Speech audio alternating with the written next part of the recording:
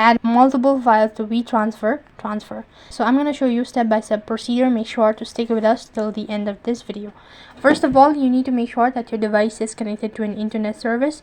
Then to begin with, go ahead and log into your Wetransfer account. When you're logged in, it's going to take you to this page, which is going to look something like this.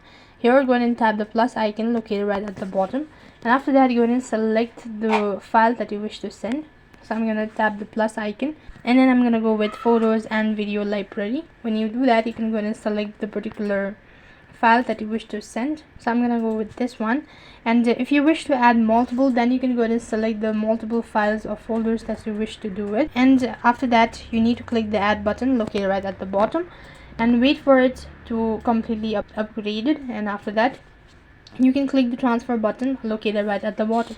Now wait for it until it is preparing to create a link. The link is ready. Now you can go ahead and click the share button and select the platform from where you actually wish to send the files to.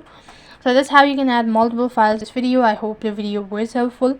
Make sure to like, share and subscribe to our channel. Thank you for watching. See you in the next video.